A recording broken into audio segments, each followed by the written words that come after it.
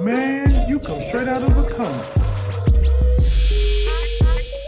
So let's go back to the top. What are you guys' thoughts? So here's the first thing I got to say, and this is to go back off of what you said, Deuce, and to CT's point. I agree with you about Ezra Miller as the actor in this movie. His portrayal was kind of very awkward.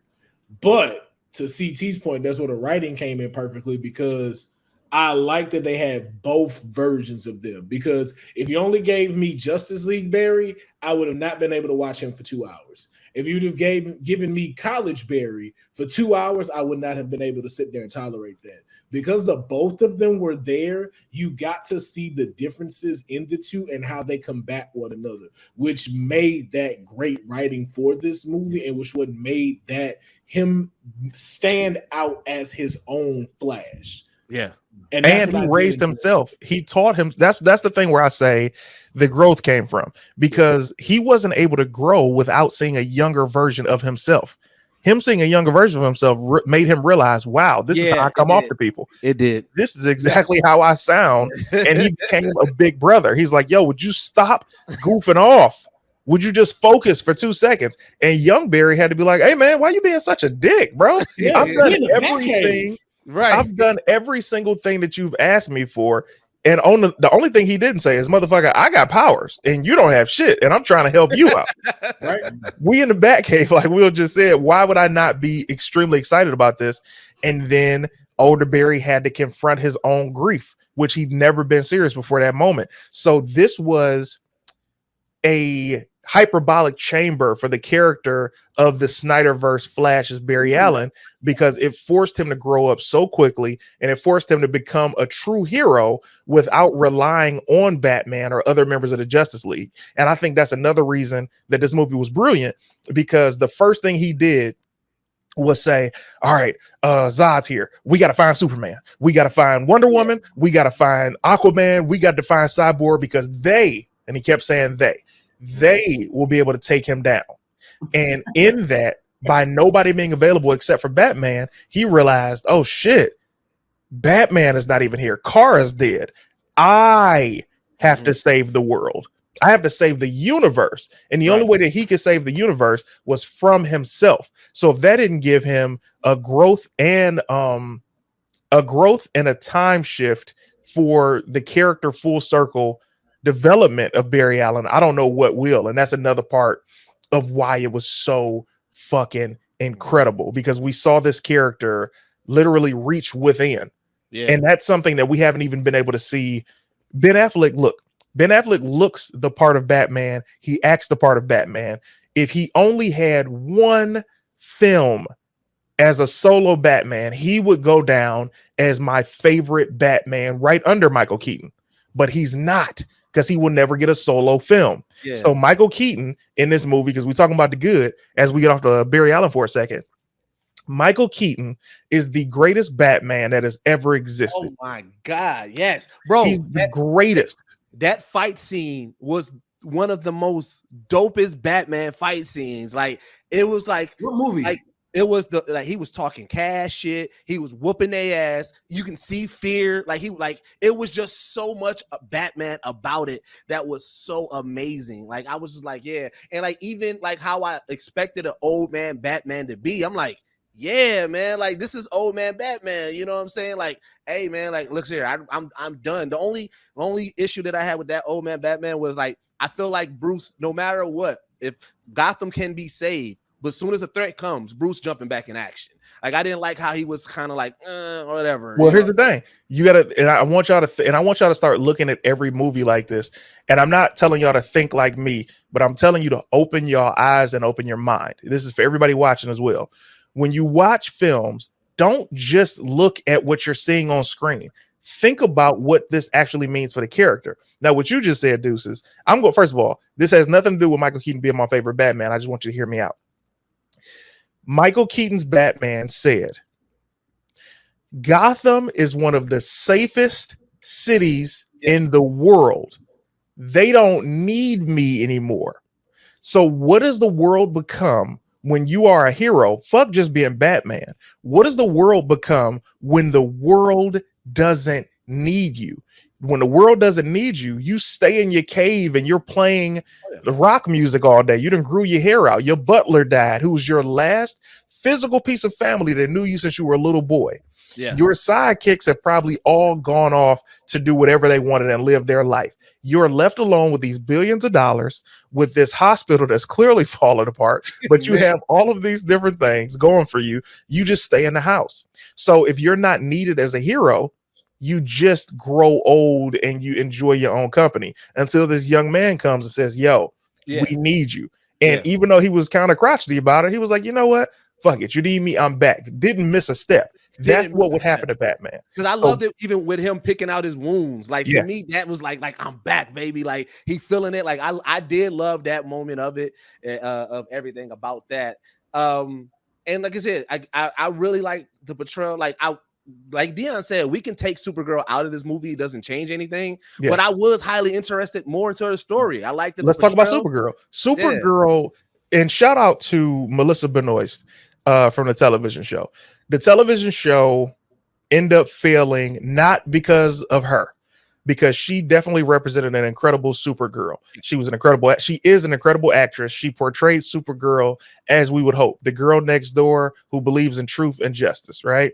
However, the reason Supergirl, the show, failed is because they got too political with their message and it turned people off who weren't with those values and beliefs. It happens. Sometimes you just have to keep a superhero show about superhero stuff. You can't. Way too many boxes they tried to check. They try to check too many boxes. And when you do that, you turn off your main audience, which are the superhero fans. Now, with that said, when you look at Supergirl in this movie, she was just kicking ass. She was a dark version of Supergirl. She wasn't born and raised on Earth. She's like, look, I'm Kryptonian. The only human interaction that she had was with those Soviet soldiers who were torturing her for the past 20 years, and with Batman and the two Flashes who showed her compassion and love. So her loyalty was to them, less about the human race and more about these particular humans who saved her.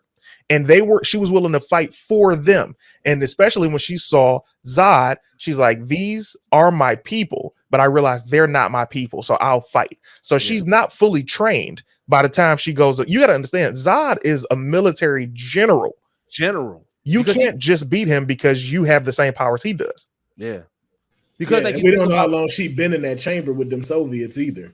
I was just about to say that. You know, and then like what you say? Doing God knows what. No, man, I don't want to hear that. Let's take it that far, bro. I mean, she was in the nightgown. You wild, bro. She was in a prison to potato sack. I'm glad that I do like Zod as a villain. Zod has always been one of my favorite villains. I like that, you know, he stuck to his plan. Apparently, everybody was at the battlegrounds when Zod was taking over, because that was another thing. I was like, Barry was there too. We just learned Bruce was there. How many people was there prematurely when Zod tore down, Metropolis? Like, it seemed like everybody was at that battleground. But then another thing that I noticed, I said, we all noticed that terraforming of the earth, like how aggressive it was. But when they showed that dad going up and us knowing that he was about to just hit the ground and like bro, I was like, yo, that is like, and they knew, because like the way that they put that car in front of the scene so you don't see the splat. But I was like, bro, that is an aggressive way to go. But you got to remember this too. They didn't pay that scene off. If we're talking about that scene, you showed us this scene and you showed that Barry was scared. He was this 18-year-old kid with flash powers and he was scared. He didn't. Now we know Barry now could have saved both of them, but at that time he was still figuring out his powers. He didn't get a chance to. So when you fast forward and you show this alternate timeline and you show that same son and his father running away from that car accident, you're now telling me this is the exact same thing is about to happen, because neither of them saved them now. So you didn't pay it off. You didn't get your Gwen and Garfield moment. Also, how he outran that? Outran what? How did he not get squished by this alien technology? I really had an issue with that. Like, the father and son or Barry? Flat, like how did you not get squished? Because the dude that got squished, you're right here. Y'all not that far from each other. Well, How did you not get caught? They showed, I'll tell you, the reason that Flash, and this is Flash had his son in his arm. Flash had the man's son in his arm as reality started to hit because they were all in slow-mo. And then they go back to regular time. As they're about to go splat, Barry activated his Flash electricity and was able to slow down before they hit the ground.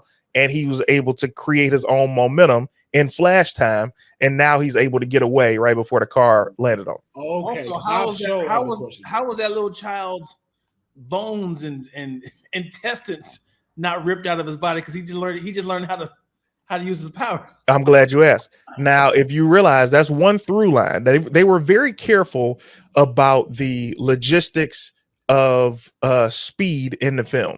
So just like he explained what happened with the baby shower to younger Barry, and he said, look, you can only move objects. You can only move things around people, but you can't move people. And he's like, I learned that the hard way. So him saying I learned that the hard way, he could have made that kid throw up back then. They just didn't show it to us. True. But when a young Flash moved Barry when they were over in the Soviet Union, that's why you saw older Barry throwing up for so long, is because he moved Barry, which is kind of goes against Flash saving anybody. Because if he can't touch people without them throwing up, what are we talking about? Remember, save one. In Justice League, it should be a lot of niggas throwing up. A lot of niggas. Also, if this was a funny something that somebody pointed out when he was having his pre-date with Iris, right? And then he discovered he came up with the idea, I can go out and I can time travel, and then he time traveled in that moment. It was like, bro, finish the date. You can go back in time at any given time. That's a good point. Finish the date. Like, but he also have to cut it short. It didn't even need to be a date. Like, I felt her coming over. First of all, I'm not an old-fashioned guy, and I'm saying this as somebody who's watching a movie. Why did she come to his house so soon, bro? They were not even familiar like that for her to come to his crib. There was not enough chemistry right there for me to feel like, oh yeah, I'll come to this dude house who I ain't seen in years since college. I don't know about, who's kind of a weirdo too. Like, and also Patty Spivot. I didn't like the portrayal of Patty Spivot or the other guy. I'm not familiar with him from the comic books, but Patty Spivot and Flash actually have a little thing in different versions of Flash. And in this movie, in two separate timelines, one, she's his coworker, which she always is. And in the second timeline, she is his roommate who is in a relationship with Albert. But Patty Spivot and the guy Albert, Barry isn't teased at work by these people. Barry is a loner at work. He gets talked to crazy by the captain of police, the captain of the police squad, and his direct superior. But for that to have happened by him having like these two meaningless sidekicks was ridiculous. Also, Barry was talking to Iris as if he was going to tell her he was the Flash, because he's talking like, I know I'm going to change this reality. I'll just go back and do this. I thought he was about to drop it in his apartment and then take off. Yeah. I really did too. I thought he was about to say, I'm the Flash and I just figured something out. I'm going to be right back. I thought he was about to do that. And then he just took off. I'm like, wait, did you really leave her in your apartment? Did you walk back in and say, great to meet you, and close the apartment and not recognize, like, you're in my apartment right now? Never said that. Why wouldn't you say, oh, yeah, this is my apartment, I guess you should go, but you can stay, or some shit like that? Yeah. On the comedy tip, again, I do love that they kept on like joking on the stiffness of the neck of that bat suit. Like even that moment of Barry Allen ripping it off, like, you know what I'm saying? Like, I just love that because, you know, to me, and there was two moments where I like it should have paid off. Because if you remember in The Dark Knight, like that was a joke that they had when Morgan Freeman was like, you're going to want to move your neck, right? And so then they changed the suit so that way he could move his neck. Well, the ability to turn your head, huh? Yeah. So my thing is this is like they joked about the running of Barry Allen in this movie. Why y'all didn't change the running? Why joke on it if you're just going to keep it? Oh, nigga. If you're just going to keep it. Like he was running in, he thought he was running fast. He said that run was some bullshit, boy. Bro, yeah, I was like, I don't even understand what's the purpose of you going fast in that stance. Like, did nobody like was Usain Bolt not available to teach you how to? I don't know if he's throwing lightning. Is he throwing lightning or something that maybe they never explained it. They did never explain. They touched on it when he said about overheating and being able to distribute the lightning. So I took that as to mean that, like Dion said, he's throwing lightning as he runs, so he doesn't so he doesn't catch too much lightning naturally by just doing like this. But even this, he could throw lightning up and down. So I don't know why they chose that round. Maybe it was just an actor choice. I think it was. It would have been perfect if it was a security guard watching down on his Sylvester's camera.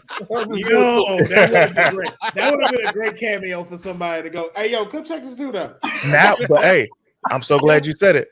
Let's talk about cameos. Let's talk about the cameo. Ladies and gentlemen, my number one cameo, Christopher Reeves, bro. Okay. As our original Superman. I respect that. I felt like this was, shout out to Andy Muschietti. This movie was a love letter to those of us who were fans of Michael Keaton and Christopher Reeve, Superman and Batman. And shout out to Supergirl from the original Supergirl film.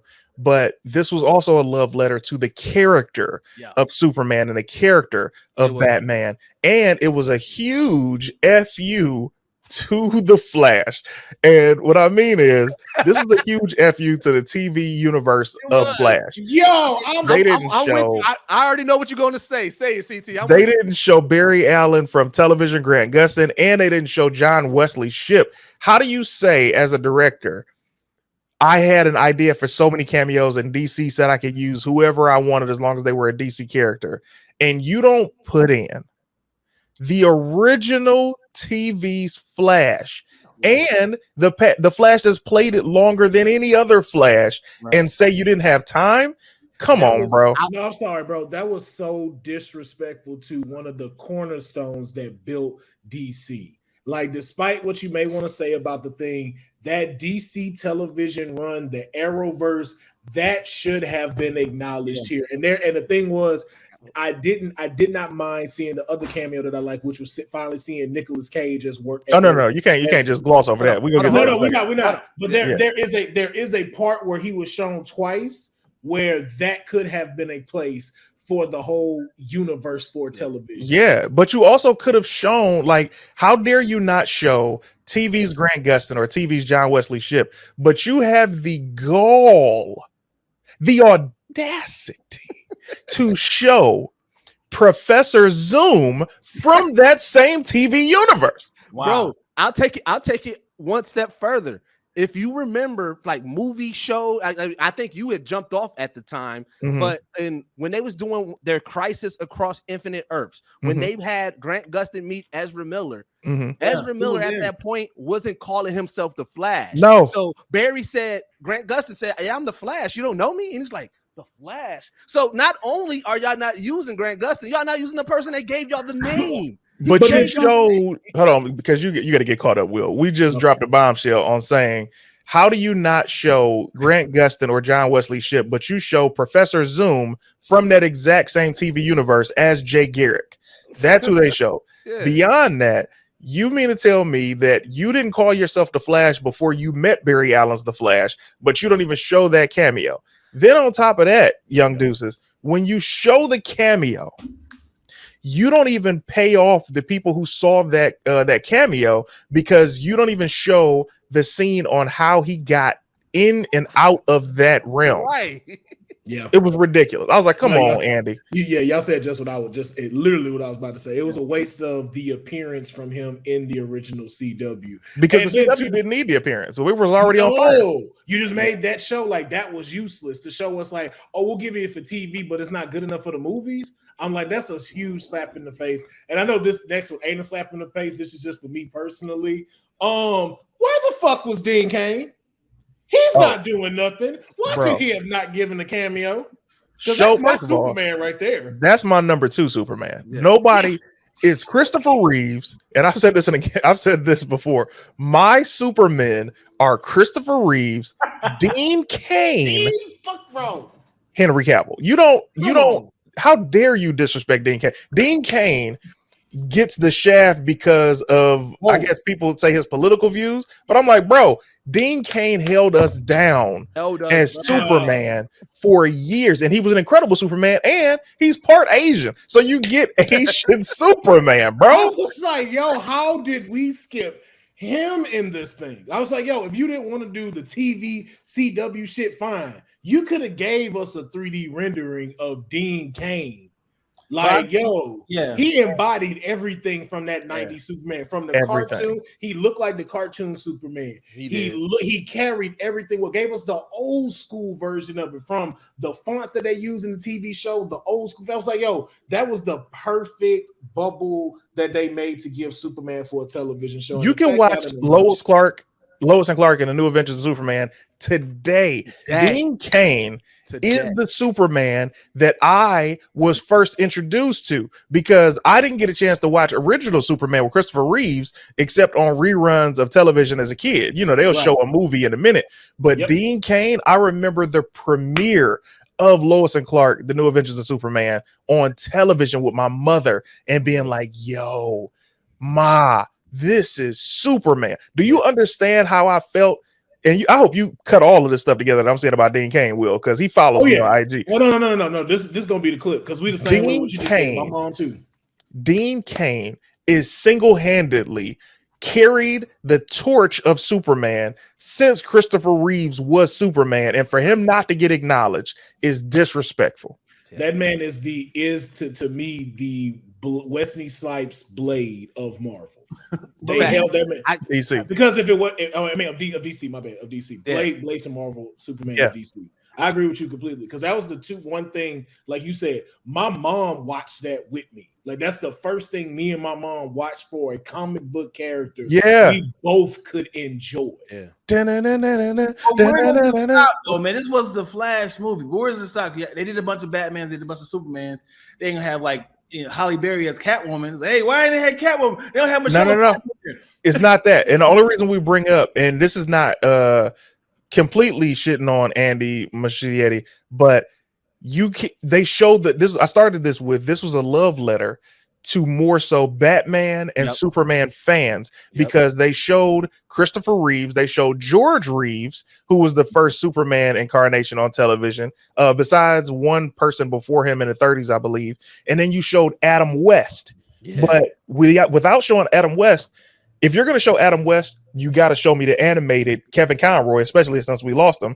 And you can't show Dean Cain, but this is where I think they got out of it. They didn't show, until they showed Adam West, they hadn't shown any TV iterations of any of the heroes. And then when they showed Adam West, I'm like, okay, so you can show Adam, but you can't show Grant Gustin and Dean Cain and John Wesley Shipp, bro. Yeah. And then, so now let's get to the one that blew us away. The big three, though. Who was the big three in DC? The big three? Superman, Batman, Wonder Woman. And Wonder Woman. They ain't showed no Wonder Womans. But they had Gal Gadot. They had Gal Gadot. But what about the original? They could have used her. Linda Carter. I think the reason that they did not show Linda Carter is because Linda Carter has gotten her cameo in love with Wonder Woman too. Yeah, she did. Yeah. You know what I mean? Like, they've shown her before, but I'm more so upset we didn't see an appearance of Dean Cain. We didn't see Grant. We didn't see John Wesley Shipp. And no matter how you feel about the TV show, come on, brother. Anyway, so when you show the cameo of Jay Garrick with stock footage from the TV show Flash, but you say you don't have enough time to show TV's Flash, it blew me away. And I know they had time. And the thing was, too, the easiest thing you could have given us the same exact scene from the show. That's all we wanted. All you had to do was show the world, do this, and see the two of them standing there eyeing each other and him looking at it as it's colliding. There's so many scenes in the show of Flash of him looking at the universe in general. Like I said, you know, I get it. If you want to have him actually there shoot new footage, but like both of y'all said, there's so much stock footage that's already set that it could have fit in that room. Yeah, we see it on CW commercials when I dare to defy. Niggas looking up, like, you could have used one of those. The problem was the suit. I think if anything, if they could admit it, and rarely will you ever see a company admit that they made a mistake. The problem was the suit. You showed Flash in a brand new Flash costume. So by the time he went into the Speed Force to go back in time the first time, he was already wearing the new suit. Right. So when he goes back in time and he pops his head up and he sees the grocery store, he sees the babies, him saving himself. It would have been better and would have made more sense for him to have started the movie in the costume he had on in the Justice League film. That way, when he goes back in time, he could have saw, oh man, I met the Flash. Oh, this is crazy. Okay. Goes back into his present day, and then maybe his suit is destroyed. And then he's like, oh, I gotta get out of here. And he grabs a ring out of his drawer, and that could have been the new suit that he was working on, and that could have been the suit for the rest of the film. Easy fixes.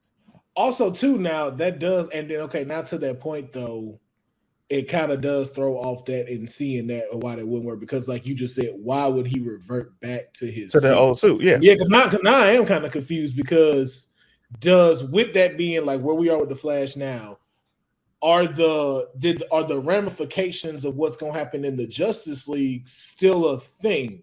And is he still going to hit us with the, Lois is the key? Like it was always her, because he still had that suit, and it looked like an evolution of his first suit. And that's another problem. So this is another reason the Snyderverse is done. And I wish Snyder not even would, because this is property of Warner Brothers, but I wish he would just release every single thing he shot, because just throw it out there. The thing that pissed me off about the Snyderverse is through all of that, they say, all right, here, make the rest of your movie, man. Here's 20 or $30 million.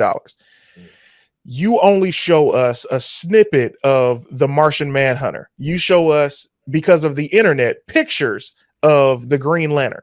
I don't know what Justice League you could ever have without the Green Lantern, bro. That's ridiculous. Yeah. So how do you have the Green Lantern not in the movie? How do you show a snippet of the Martian Manhunter, but he doesn't join the fight against Darkseid? That doesn't make sense to him to be on the sidelines this long. Well, to the point too, though, then I think that also comes in where we got to start also leading towards Warner Brothers on that, because of what they were trying to do with Green Lantern and everything. Maybe they didn't want that interfering with what they have planned down the line and stuff like that. So that also their plan, you're right, but their plan was trash, because they were like, we're gonna have a Green Lantern and he's gonna be gay. Hey, can he just be good before we start talking about his orientation? No, he's gonna be gay. Listen, man, that's not his identity. I'm sure he's gonna do other things from 9 o'clock until noon without just being with whoever his significant other is. So my point is, I'm glad that got scrapped, because James Gunn was like, yo, we're gonna do a Green Lantern, and it's gonna be John Stewart and Hal Jordan. And it's like, oh, thank God. Just give us, like you said, give us the original first. Yes. I do need to go back on, though. I need to give CT his props, because I've watched so many Flash breakdown movies, right? And when they get to the about how to explain time travel in this world, CT gave the most simplest version. Everybody is so convoluted, and I've just been going back to the ABC. That bro, you broke it down in the most easiest. I said that makes exact sense on what we're seeing here, because that's another thing. I'm like, I wanted to get, like, how did y'all feel about the Chrono Bowl and the whole time travel timeline? Like, how did y'all feel about those scenes? Because I didn't necessarily like it. Let me go ahead and light this fire now, because I've been waiting to say this. This movie did what Spider-Man dumbass third movie was trying to do way fucking better. That's what they did. These people showed the multiverse better. They did cameos better. They tied in this story to pay homage to everything else way better.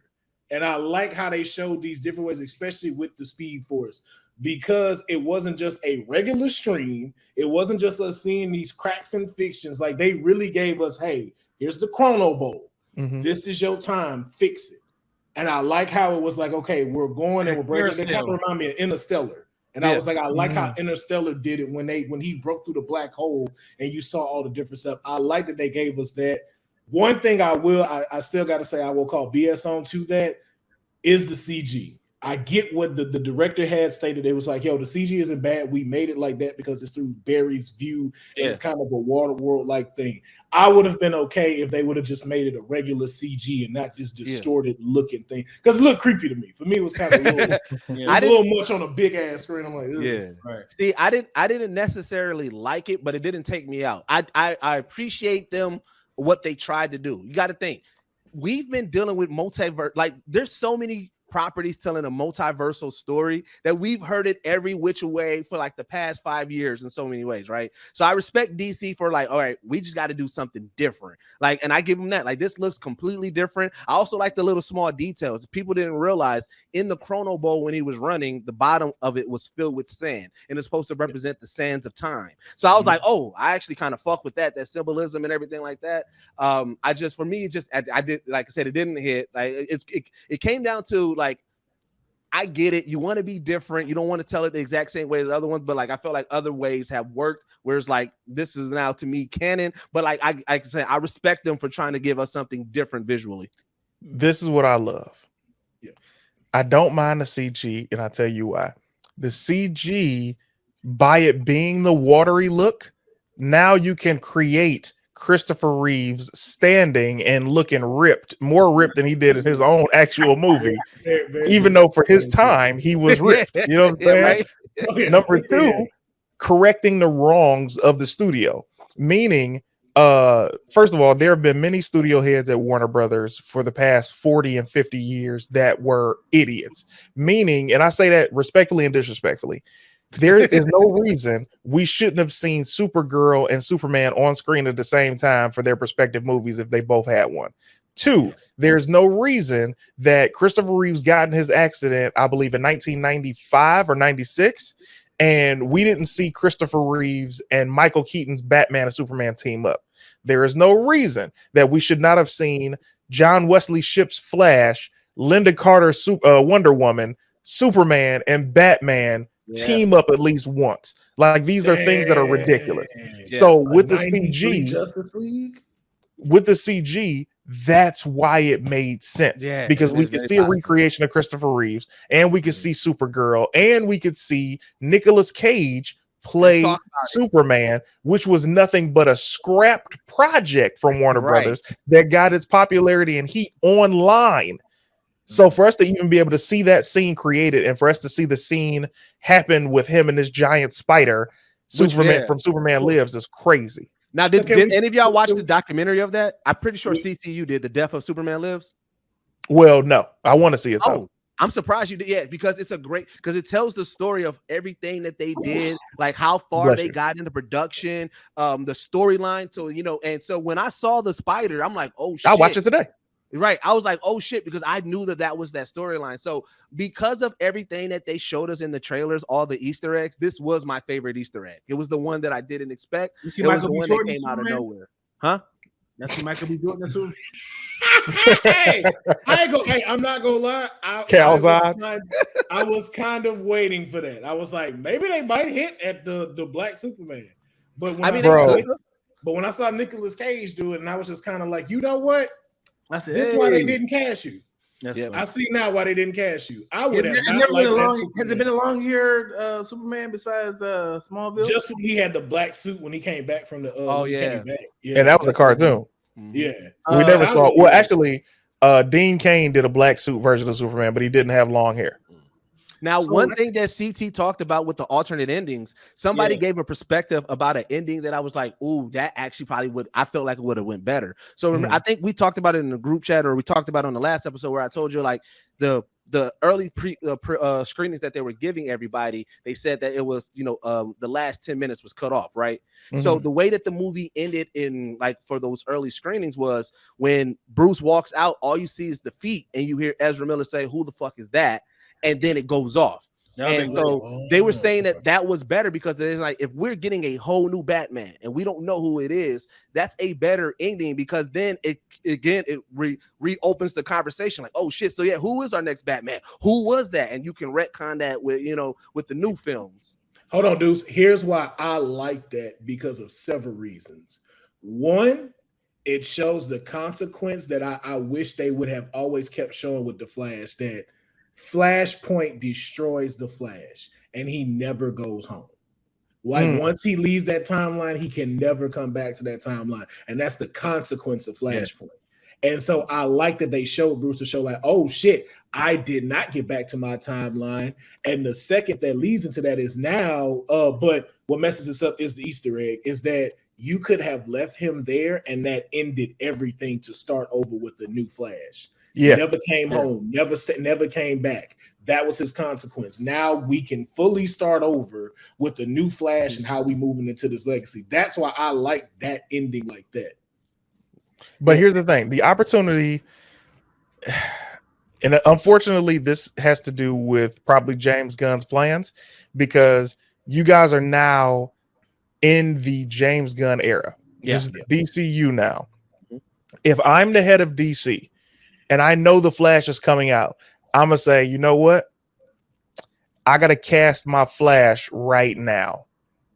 Because what you guys just said about how that ending could have been, I gotta cast my Flash right now, and I gotta cast my Batman right now. Because at the end of that movie, all I gotta do is show Barry Allen showing up in the courtroom or looking in the mirror, or actually, this is what you show. This is how you cut it.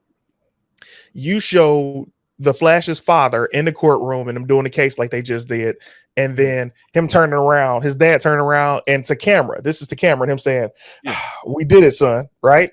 And we don't see Barry Allen. Woo! We just see a hand reaching back to his father, and he's like, "We did it, son." And he's like, "Yeah." And then he gets outside, and then you see the back of Barry's head, and maybe Iris comes up and she's like, "Barry, you did it." And he turns around and he said, "Yeah, we did it." That's a different Flash. That's number one. Two, he picks up the phone as the audience is in shock. Hey, Bruce, I can't wait to tell you what just happened, man. I messed things up, but I fixed things. Anyway, I can't wait to see you again, and I'll tell you all about it. He's like, I'm pulling up now. He pulls up. He gets out the car. He says, who the fuck is that? And now this is our new Batman.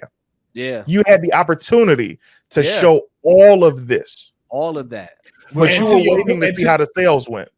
And to your point, you could have combined those two to introduce both the new Flash and Batman. Yep. That's what I just said. Yeah, man. That's you okay. I was like, wait. I thought you had. I pulled the deuce. Wait, hold on, Dion. Because when I do that, y'all go way harder at me. We need to give Will the whole. That's what I said. Give him the Deuces treatment. I pulled the deuce just now. That's what I did. CT was nice. He said, "That's what I said."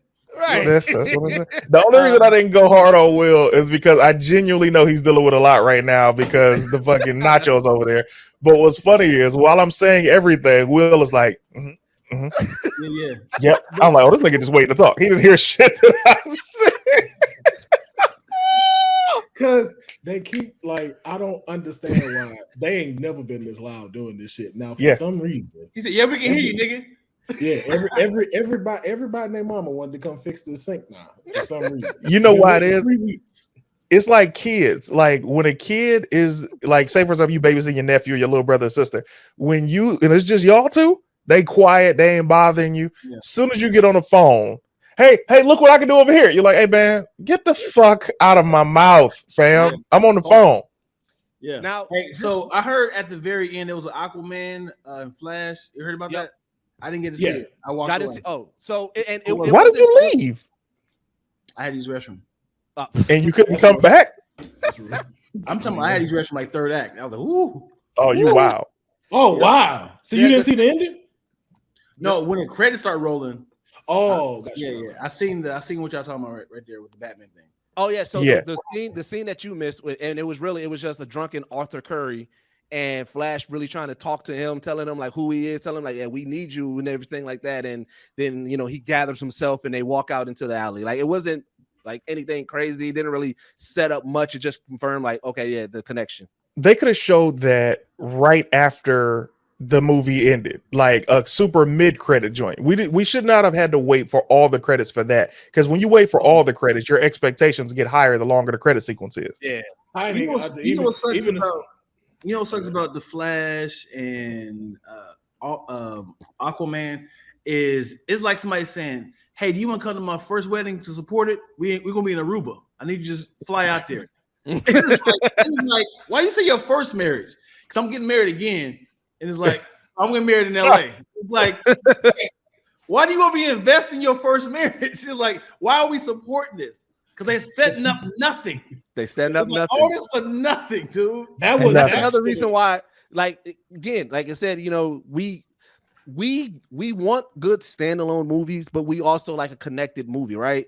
because of all the cameos, it felt like a connected movie, but it didn't pay off. That's what irritated me. And then also, and this was a slight irritant. It didn't take away from the movie, but afterwards I thought about it. I said, bro, this whole movie, Barry did not at once question who killed his mom. He didn't do any research. He didn't look into it. There was not one moment that he said, who killed my mom? I still think Daddy did it. Not one. You wow. Now, this is another reason why, as filmmakers, I get annoyed, because we all know that in the story of the Flash, the Reverse Flash is the person that kills Barry's mother.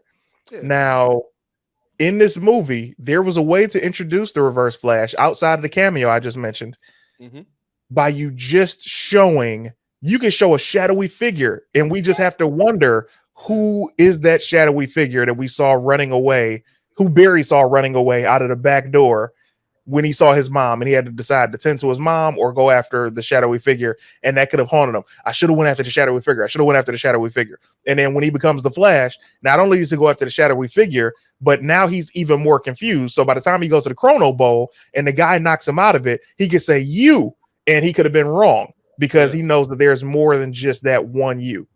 But here's my question: how mad would you have been to find out it wasn't him and it was Savitar? You'd have been pissed about that, and you didn't get to see Reverse Flash. That's no, I would have been angry. You got to set up. Okay, so superhero movies for the past since Spider-Man 2. I'm sorry, since Batman Returns. Damn, that's not the truth either.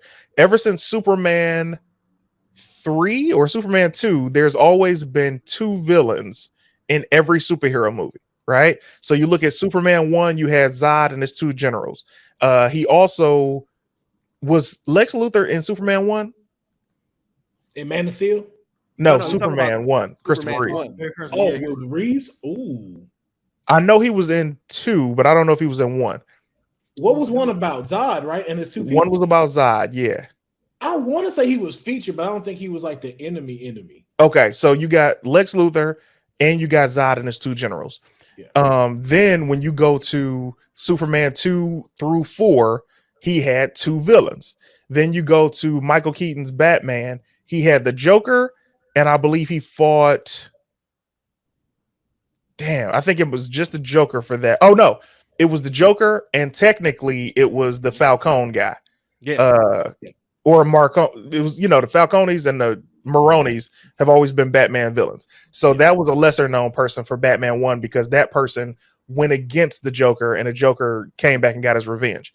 Batman Christian Bale Begins, it was Ra's al Ghul and it was Scarecrow. Yep.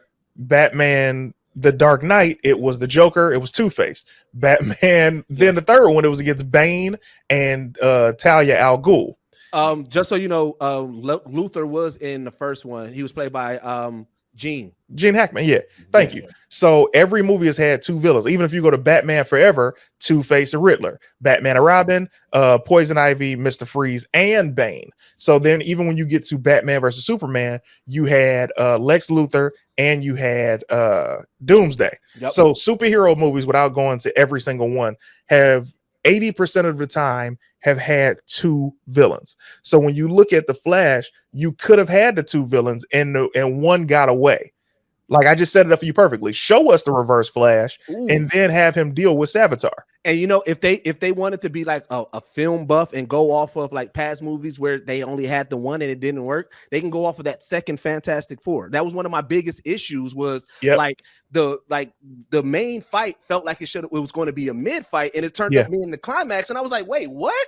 And so it was like, and that was a movie that showed like they tried to do it with just the one villain and it didn't work. So like it also adds to credence to exactly what you're saying on the other. And you can do, and I don't want to paint the picture that you can't do a one villain superhero film. You can, but there's so much exposition and so many other things that the hero has to focus on, because even if it's not a villain, the hero has to fight against something else. So is he fighting against a physical person, or is he fighting against something that he can only fight as his regular day-to-day persona? You know what I mean? Reality or something, yeah. Well, or it's like if you're Superman and Clark Kent, you got to, I'm not even acknowledging that. If you're Superman and Clark Kent, you got to be able to have a race against the deadline for Clark Kent and be fighting a villain, and both of those kind of coincide, or you have two villains, but you can't just have one villain. What I about mean, Blade 2? would you say he kind of had that with Savitar, which is technically himself, and Zod, though? That was kind of technically both of his main villains to a point. And that's what I was going to get to. He had Zod because he had Zod, but at the same time, he was more so fighting against himself and Savitar because so much shit was going on. He just destroyed the universe, and he's got to stop this guy from from destroying the universe. And Zod was never his villain because he never fought Zod. And that's what I was going to get to next. I think that what also suffers from this movie, and they should have took the Batman route or the Joker route, where you try to make this a standalone movie. Because if you instead of bringing in Zod and give him his Flash villain, like a different villain, you can still sell everything that you're telling with this story. But again, I think like even what Dion said, with this paying off not going anywhere, because we got used to this connected universe and they brought in so many elements to connect this universe. If they would have stuck to this and really try to at least give it a standalone movie, then that takes away that. Like, okay, I'm not expecting this. You know, I'm going in like I went to with the Joker and with Joker and with the Batman, knowing that this is his own property. Yes, this character was from another movie, but make this movie feel like its own solo thing. Then it gives you, now you can still have cameos and everything. Just don't connect it as much as y'all did. And because it takes away, if it doesn't pay off, now you really feel left out. But here's the thing to that though. I don't think an original origin of where this stuff was going would have been the payoff, because the thing is too, like, now you have to tell me the story of Flash while telling me the story of Reverse Flash, and you have to tell me where Savitar is coming from. Plus, you're trying to throw in these cameos. So what I started to like was the in between of it. As one, we're reacting to Justice League. So it's not even really a full focus on him. This is the reaction to after all this has happened and where we're picking up, kind of sort of like to CT's point with the Batman thing of that in between from Gotham being safe to where he is now. Yeah. This is where we're seeing him. So I was kind of glad that we didn't fully jump into here, because we know Flash doesn't know who Reverse Flash is. So I didn't want that to distract from the main thing, which was his mother. And that's why I was glad, like, we didn't have so many things to take us away from that. And to the same point, like CT said, not having Iris West in it either, because that wasn't necessary all for this film. There was a lot of details. Yeah, we could have left out. My apologies, my ignorance. So there was a Reverse Flash and Savitar in this movie? No. Yes, but no. So we all know that the Reverse Flash is the person that kills the Flash mother. Yeah, the Flash's mother. But in this movie, they just focus on Savitar. And I respect how they handled Savitar in this film, because even I did not realize that it was Savitar that was hunting him. I thought it was the Death Flash. Well, I was going to ask you that. Did they confirm that was Savitar? Because like when I saw it, I assumed it was Savitar at first, but then I was like, well, they're not saying the name, and I'm like, that's a big name, so I didn't hear it. They never said the name, but if you know how Savitar looks, you know that's Savitar. And that's why I was like, it's definitely Savitar, but I'm like, they're not telling me anything. And they showed what I appreciate. They showed the origin of Savitar, being, I'm you. Just later, and the shit that was so addictive was him saying, "I'm so close, I almost got it figured out." And it's like, nigga, you've been at, and he said, "How long have you been doing this?" Like, nigga, how long you been that close? I gotta carry the one. I gotta carry the one. Like, there's no way if him, and that goes to show, one, this is how I knew it was going to be Savitar. When they showed 18-year-old Barry kill one of Zod's generals. I was like, oh shit. And even older Barry was like, whoa, we don't do that. But seeing him do that was like, oh shit, you don't think like I think, because you're 18 years old and you don't know how valuable these powers are. And you don't know that with great power comes great responsibility. And you don't know that the trials and tribulations to becoming a hero. And him saying, you made me a hero. I'm the Flash. And it's like, no, you're not. Oh, yeah. And that's what was so brilliant. So him getting stabbed. Remember him getting shot in the leg, right? Yeah. So obviously he couldn't walk. So should have healed way faster. Right. But also he got stabbed numerous times. So are there not, like, hurting him because he kept going back in time, kept getting stabbed for unlimited amount of times. So in the back, face, cut, legs. So like, how is he still running this fast? I'm assuming adrenaline kick in at that point. Like, you know what I'm saying? Like, because remember, again, what CT was saying, like the addiction of I'm this close. So you got that adrenaline going. You're not really at that moment. Because I mean, you got to think. He's been running back and forth that whole time, back and forth. He never really had a moment to stop and think what I'm doing. You know, so he like that adrenaline probably was kicking in while he wasn't impacted. That's what I'm assuming, but like they didn't really explain why that wasn't impacting him either. Well, to Dion's case too, though, like also and CT's other healing factor. How long were you in that point in time before you came back to the chrono bubble? So when he went back, he could have been standing there, like you said, with the adrenaline running, heals and catches that spike again, runs back in, catches, and that could have been the consistent healing from the time he was sitting at that point in time. What if Zod was catching on like, here he is? Got his ass again. They was waiting for him to No, he technically did. He did when they were doing the tornado, and he slowed down and saw where he was at and got him. And I was just like, I was waiting for somebody to do that in this movie. I was like, can't Kryptonians see him? Like they can slow down and catch him. I was like, Old Barry should have known that. He was like, yeah, no, we're definitely faster than Superman. Like, bro, did you forget? But again, he would not know that because he has not fought no Kryptonians outside of Zod.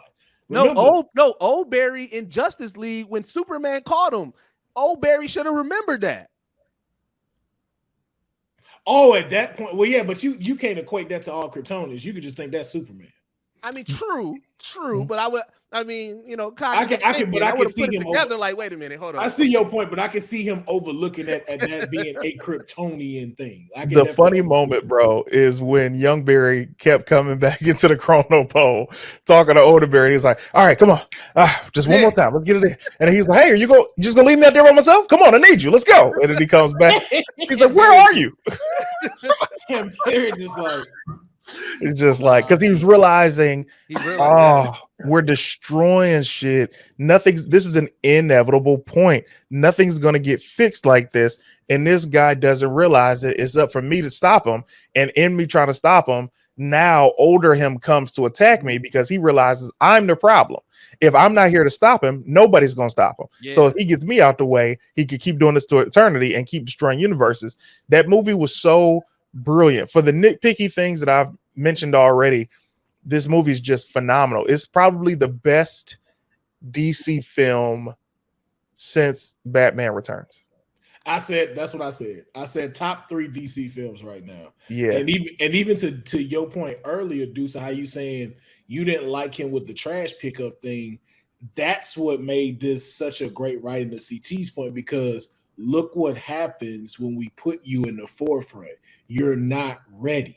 And because we left you to your own devices, what happened? You almost destroyed the universe. Yeah. This is why we put you right here, so we get you to the point you need to be, which was another reason why I was glad that they didn't give us so much of his stuff and throw a First Flash in there, throw all of this in there before that, because I can see how they were building to get Flash there. And here's the thing. He's going to be, from a business standpoint, if this would have made the money that they wanted, he would have been the Flash moving forward. And just based off of how much money they've spent on his legal situation. Hey, I was about to say, that's really my next point. I understand why they didn't scrap it. These niggas blew up everything in this movie. Everything. For them to have spent the money they did on this film, and don't forget, because nobody's mentioning this movie has had some really hard start stops before it was even made. We went through, I think, 3 or 4 directors before this thing even saw the light of day.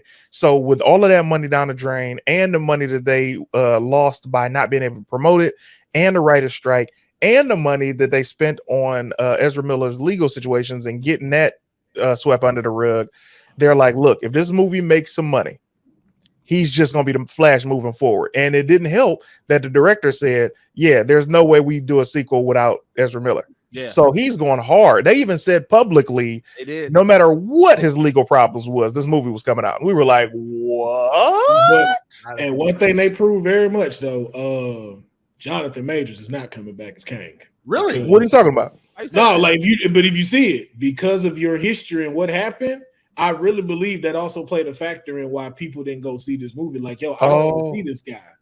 Like, I don't support what he did. Right. I don't support his actions. I know three women who would say, I'm not going to see this movie.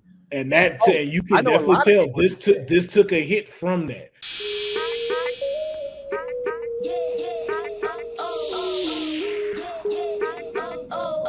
Man, you come straight out of a comic.